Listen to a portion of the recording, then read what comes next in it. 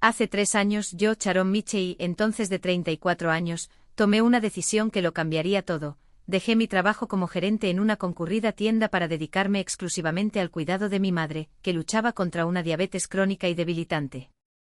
No fue una elección fácil. Me endeudé, pagué hipotecas atrasadas, pagué medicamentos muy caros sin esperar ni un solo agradecimiento. Lo que me hizo seguir adelante fue una promesa que me hicieron cuando apenas tenía 15 años, sentada en el borde de la cama del hospital, sosteniendo su mano temblorosa, un collar de platino con un colgante de perlas, una reliquia familiar, sería mío. Eres mi refugio seguro, Sharon, había susurrado. Guardé esas palabras como un tesoro. Hasta esa cena en Atlanta. El ambiente era cálido, casi acogedor, como los almuerzos dominicales de mi infancia. Mis hijos se reían mientras servían comida en sus platos. William, mi esposo, hablaba de fútbol con mi padre y mi hermana, Débora, me miraba desde el otro lado de la mesa con una sonrisa que no llegaba a sus ojos. Algo en el aire era pesado. 3 años de sacrificar mi carrera, mi estabilidad, mi cordura por esa familia, y ahí estaba, invisible una vez más. Hasta que mi padre se levantó su copa con un brillo triunfante en los ojos y proclamó, para que todos lo oyeran, a mi verdadera hija. A la que nunca nos abandonó. Los ojos se volvieron hacia Débora. Los aplausos resonaron. Entonces mi madre sacó mi collar del bolsillo y lo colocó alrededor del cuello de mi hermana, como si fuera el gesto más natural del mundo. Débora se lo merece. Ella estuvo aquí cuando lo necesitábamos, explicó con una voz dulce que cortaba como una espada. Nadie lo cuestionó. Nadie recordó la promesa. Nadie vio mi mundo desmoronarse en silencio. Me levanté con las piernas temblorosas pero con voz firme. Vamos, le dijo a William, sin mirarlo. Mis hijos se quejaron de que faltaba el postre, pero yo ya estaba afuera, respirando el aire de la noche como si pudiera quemar el dolor ardiente en mi garganta. En ese auto, mientras William conducía en silencio, reviví cada noche de insomnio en el hospital, cada factura pagada con el dinero que tanto me costó ganar, cada llamada desesperada para salvar su hogar. Y ahí estaba el agradecimiento, un collar regalado a la hermana que merecía más. Algo dentro de mí se rompió. No era ira, era una claridad helada. Al día siguiente cancelé las transferencias automáticas a la cuenta de mis padres. Sin previo aviso. Ninguna explicación. Sin una sola palabra. Cuando mi padre llamó una semana después, su voz estaba llena de pánico. Sharon, el banco está amenazando con ejecutar una ejecución hipotecaria. ¿Qué hiciste? Respondí con una tranquilidad que ni siquiera yo reconocí. Dijiste que Débora te cuida. Deja que ella sea la solución ahora. El silencio al otro lado de la línea fue mi victoria. Mi madre lo intentó 2 días después, con ese tono que mezclaba culpa y autoridad. ¿Cómo pudiste permitir que esto sucediera? Sabías que estaba enferma. No mencioné la cena. No recordaba el collar. Solo dije, Débora es la hija que elegiste. Pregúntale. Colgué antes de que se le quebrara la voz, o la mía. No hubo arrepentimiento. Solo alivio. Y cuando mi primo Douglas, siempre directo, me informó del retraso en el banco, agradecí la información, pero no me enfadé. Habían establecido sus prioridades en esa mesa, delante de todos. Ahora definí la mía, mi familia, William, mis hijos, mi futuro, mi paz. Ya no sería el apoyo de quienes me trataban como una sombra. A veces el amor exige que dejemos de entregarnos a quien solo sabe tomar. Y ese fue mi momento. La notificación solo confirmó lo que ya sabía, la hipoteca no había sido pagada desde que dejé de transferir el dinero. El tribunal avanzaba con la ejecución y mis padres corrían de un lado a otro como cucarachas mareadas. Quizás debería sentir pena. Pero no lo sentí. Me trataron como si fuera aire fresco durante demasiado tiempo.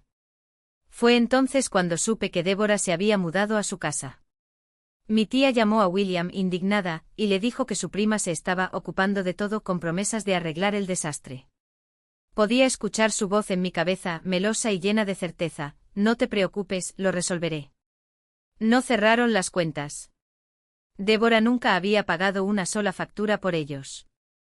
Vivía con trabajos ocasionales vendiendo joyas en línea, haciendo turnos en una boutique, pero no era exactamente la viva imagen de la estabilidad. ¿Por qué de repente se convirtió en la salvadora del país? Recordé su sonrisa en esa cena. De los dedos acariciando el collar como si fuera un trofeo.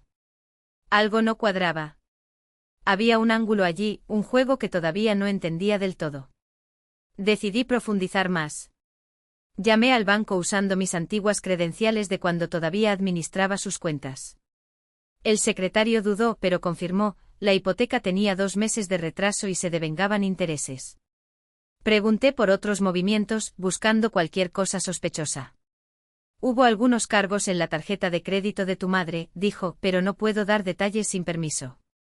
No necesitaba nada más. Esa chispa fue suficiente. Débora ahora vivía con ellos y tenía pleno acceso a sus finanzas. Si estaba resolviendo todo, ¿qué estaba resolviendo exactamente? Durante los días siguientes revisé registros antiguos, estados de cuenta que había conservado, pruebas de pagos que había realizado a lo largo de los años. Destacaron pequeñas discrepancias, una retirada por aquí, una transferencia por allá. Nada ruidoso, pero lo suficiente como para encender la señal de alerta. Débora siempre supo cómo infiltrarse, en trabajos, en favores, incluso en ese collar. Se estaba infiltrando ahora también en su dinero. No hubo pruebas. Todavía. Pero no iba a dejarlo barato. Le envié un mensaje a mi abogado preguntándole cómo solicitar una auditoría formal de las cuentas. Ya no estaba simplemente enojado. Tenía un propósito afilado como una espada. 3 semanas después de la cena, mi madre dejó un mensaje de voz. La voz más dulce que de costumbre, Sharon, hija. Extraño a los niños. ¿Podemos hablar? No quisimos lastimarte. Escuché 2 veces con el móvil pesando en mi mano. Sonaba como la madre que me trenzaba el pelo cuando era pequeña. Pero ya no era un niño. Y no iba a caer en ese cuento de hadas. Ella no mencionó el collar. No mencionó los años que estuve al frente de ellos. Ni siquiera se disculpó por lo que pasó esa noche. Le respondí, necesito espacio. Por favor, respételo. Mis dedos revolotearon sobre el botón de enviar antes de presionarlo. Una punzada de culpa apareció, pero se disipó rápidamente. Me redujeron a nada. Ahora querían que mis hijos llenaran el vacío. Unos días después, el planificador financiero de la familia me llamó. Había trabajado con ella años antes cuando organizaba las directivas médicas de mi madre, una época en la que todavía estaba pagando las facturas del hospital. Sharon, dijo tensa, tus padres están tratando de cambiar los arreglos financieros. Quieren eliminarte como cofirmante de las cuentas y del poder notarial. Mi estómago se congeló. Esas cuentas estaban vinculadas a la casa, la misma que yo había salvado de la ejecución hipotecaria con mi propio dinero. El poder me permitió tomar decisiones médicas por mi madre cuando ella no podía hacerlo. Agarré el teléfono con más fuerza. ¿Quién se hará cargo? Pregunté, ya sabiendo la respuesta. Débora, confirmó. Por supuesto. Débora, que nunca pagó una cuenta. Que entró con tacones altos, con sonrisas falsas, y salió con mi collar. Colgué, mi mente acelerada. Ya no se trataba del collar. Se trataba de borrarme a mí mismo. Me estaban cortando el paso para entregarle todo a ella. Pensé en el brindis de mi padre, el orgulloso discurso de hija real, las manos de mi madre pasando ese colgante de perlas. No solo me traicionaron. Estaban reescribiendo mi lugar en esa familia. Abrí mi computadora portátil y saqué los estados de cuenta que había archivado de los años en que administré sus pagos. Los números me miran como un espejo, $200 mensuales por la hipoteca, $300 por la insulina de mi madre, miles más en hospitalizaciones. Todo de mi bolsillo. ¿Y ahora? Le entregaron el control a Débora. No fue la tristeza lo que apretó mi pecho. Fue una resolución fría y aguda. No iba a permitir que eso sucediera. Esa noche recibí un correo electrónico de Evelyn, mi mejor amiga desde la secundaria. Ella siempre estuvo a mi lado. Mira esto, escribió con una serie de reenvíos adjuntos. Abrí los archivos y mis ojos devoraron la pantalla. Eran un comprobante de la tarjeta de crédito de mi madre, enviado por un amigo en común que trabajaba en el banco. Las compras fueron recientes: 800 reales en Target para ropa, 1.200 reales en Nordstrom para un bolso, 2.500 reales para un viaje rápido a Orlando. El patrón era inconfundible. Débora había vivido con ellos durante 2 semanas, con acceso irrestricto a sus cuentas.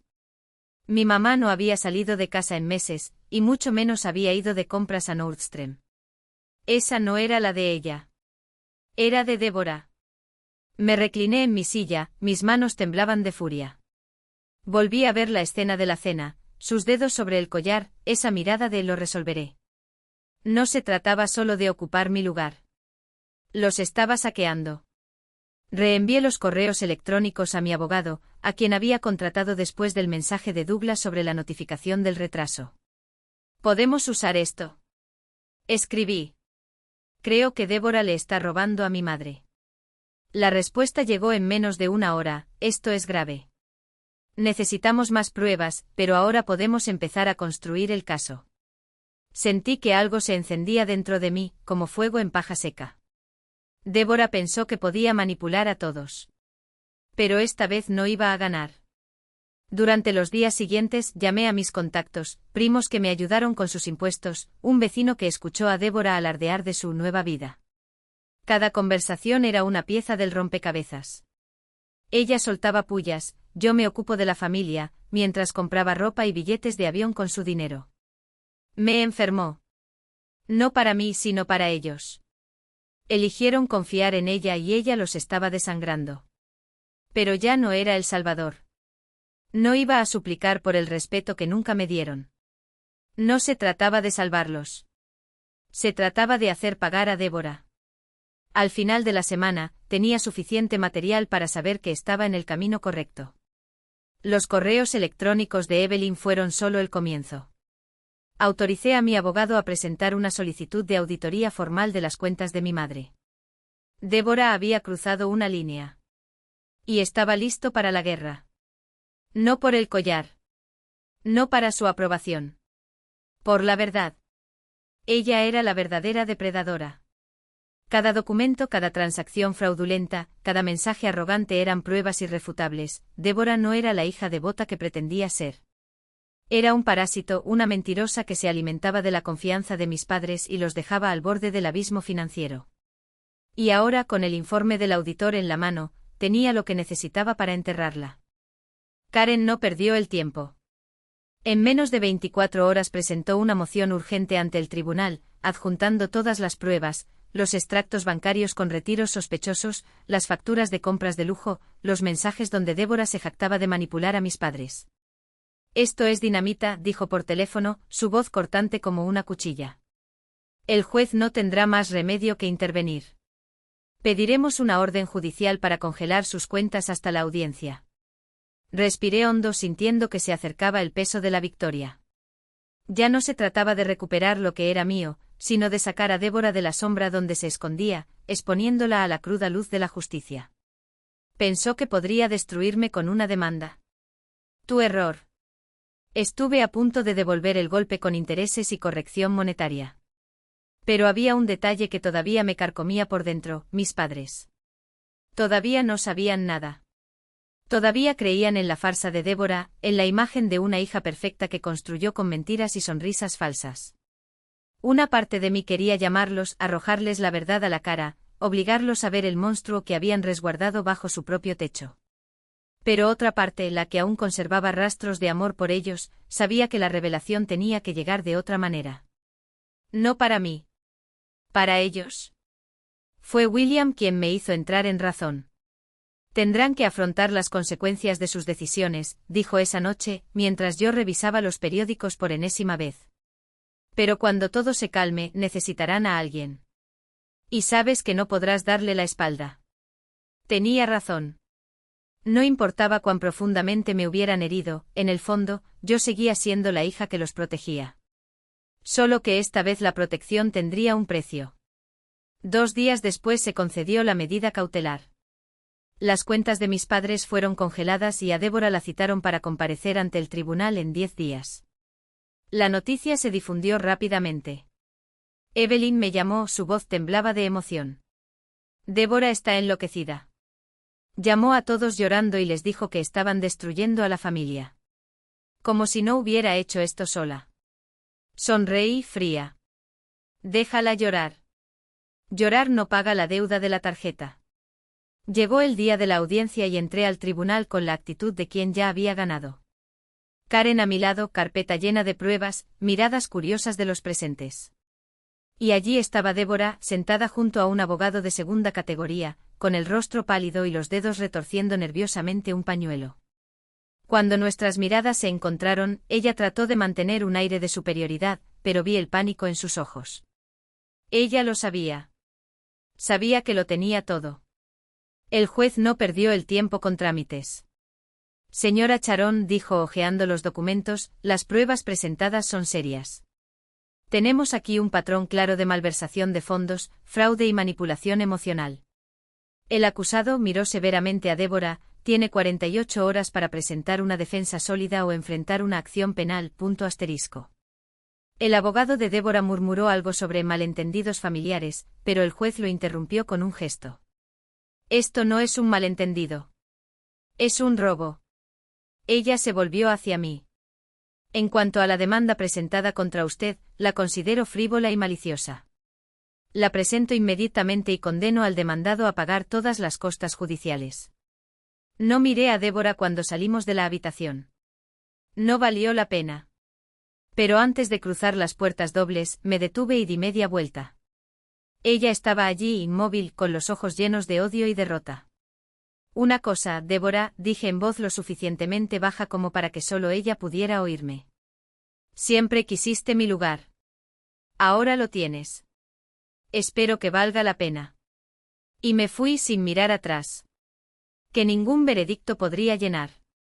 William se sentó a mi lado, su dedo recorriendo el contorno de mi mano como si pudiera, con solo ese gesto, coser las fisuras que la batalla había dejado en mí. Ellos llamarán, murmuró, más para sí mismo que para mí. Pero ambos sabíamos la verdad, algunas fracturas son permanentes. No por falta de amor, sino por exceso de orgullo. ¡Oh ceguera!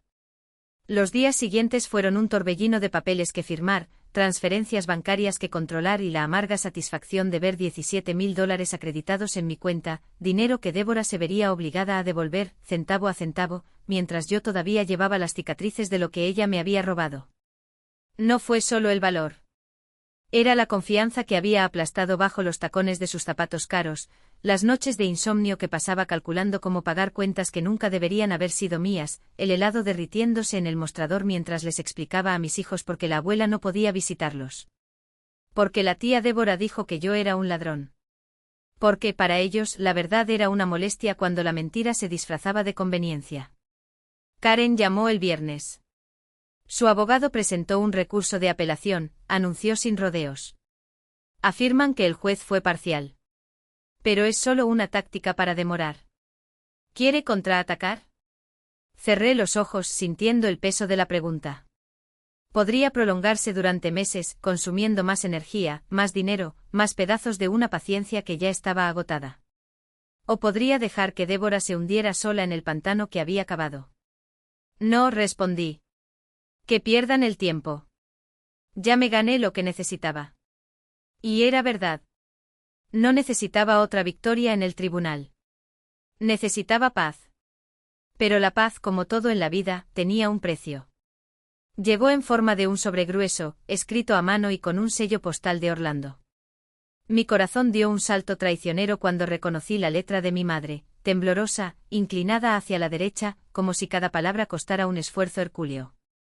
En el interior no había excusas. No se mencionó a Débora, ni a la demanda ni a las acusaciones que nos habían separado.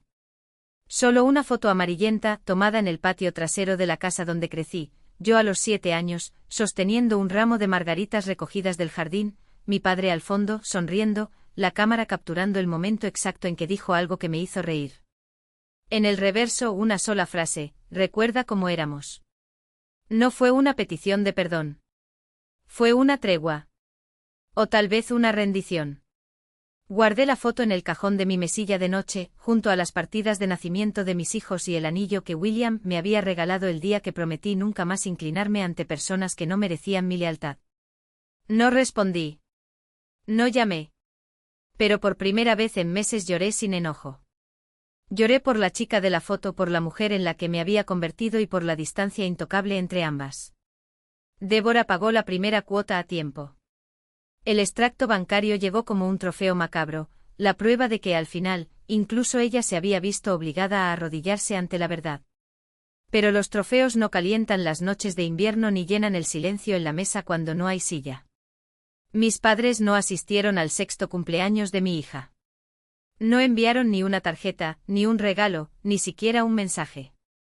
Y por primera vez no me dolió. O dolía de otra manera, como el dolor fantasma de un miembro amputado, que palpita no porque todavía esté allí, sino porque el cuerpo se niega a aceptar que ya no está. William me encontró en el jardín, donde estaba podando los rosales con una determinación que rayaba en la violencia. No necesitas demostrarles nada, dijo quitándome los guantes sucios de las manos. Sonreí porque él siempre supo leer mis pensamientos incluso antes de que los formulara. Lo sé, respondí, dejando caer las tijeras al suelo. Pero necesito demostrarme a mí mismo que puedo prosperar sin su sombra. Y eso fue todo. No es una victoria ni una derrota, sino una elección, regar lo que queda, en lugar de llorar por lo perdido. Los niños jugaban en el patio y sus risas perforaban el aire como campanas. Dentro de la casa, el olor del pan horneado se mezclaba con el de las rosas que acababa de cortar. La vida, terca y hermosa, continuó. Sin excusas. Sin indultos. Así, imperfecto, doloroso y a pesar de todo, mío. Nada menos que una herencia más valiosa que cualquier muro o tierra. La casa donde crecí ya no tenía la forma de la familia que una vez conocí. 4 meses después del juicio, tomé la decisión final. Con el fallo a mi favor recuperé la propiedad total de la casa de mis padres usando mi participación del 30% y la orden del juez. Envié un aviso formal a mi madre, mi padre y Débora, 45 días para desalojar. No fue fácil. Una parte de mí todavía veía ese lugar como el hogar donde mi madre preparaba comida que olía a infancia, donde las risas resonaban por los pasillos. Pero ya no era un hogar. Fue una espera, un monumento a la traición. Me mantuve firme con el pecho oprimido, pero me sostuvo la certeza de que ese era el último paso para cerrar ese capítulo. Débora ni siquiera peleó. Me enteré por una vecina que hizo las maletas en una semana y dejó a mis padres atrás sin decir una palabra. Encontró trabajo en un salón de uñas, lejos de los sueños de mando que tenía en las ruinas de su familia. No me sorprendió. Débora siempre había huido cuando el camino se hacía empinado, dejando que otros limpiaran el desastre que ella causaba. Mis padres se mudaron a un pequeño apartamento en las afueras de Atlanta y lo pagaron con lo poco que les quedaba. Nunca llamaron. Nunca enviaron un mensaje. Su silencio fue la firma definitiva de una elección que habían tomado hacía mucho tiempo, la de ellos, no la mía. Vendí la casa un mes después. La transacción fue rápida, casi indolora. Lo compró una pareja joven, deseosa de escribir su propia historia entre esas paredes. Los $300,000 que recibí fueron como un soplo de aire fresco. Ahorré la mayor parte para mis hijos, creando un fondo que garantizaría sus estudios, oportunidades que nunca tuve. El resto pagó deudas y plantó las semillas de nuestro nuevo comienzo. William y yo encontramos un nuevo lugar, una casa sencilla, con un patio para que los niños corran. No era lujoso, pero era nuestro, libre de los fantasmas que alguna vez atormentaban cada habitación. Mientras desempaquetaba cajas en la nueva cocina, lo reviví todo. La tostada de mi padre, el collar de mi madre, las mentiras de Débora, el pesado silencio de los tribunales. Luché por la justicia y gané, pero la victoria me dejó cicatrices. La negativa de mis padres a verme, a reconocer lo que había hecho por ellos, me dolió de una manera que no tenía nombre. Y sin embargo allí, rodeada de las risas de mis hijos y la tranquila presencia de William, algo nuevo floreció en mí. Libertad. Durante años cargué tus cargas como si fueran mías. No más. Había construido mi propia vida, mi propia familia, mi propio valor. La lección llegó lentamente, marcada por el dolor y las decisiones. El respeto por uno mismo no se hereda, no se mendiga, se construye. Estuve años buscándolo en el collar de mi madre, en su aprobación, en migajas de cariño que nunca satisfacían. Pero fue en la lucha, fue enfrentando a Débora, fue recuperando lo que era mío que lo encontré. La casa ya no está. La familia fracturada. Pero yo por primera vez estaba completo. Mis hijos crecerían sabiendo que su valor no dependía de las manos de nadie más. Y eso,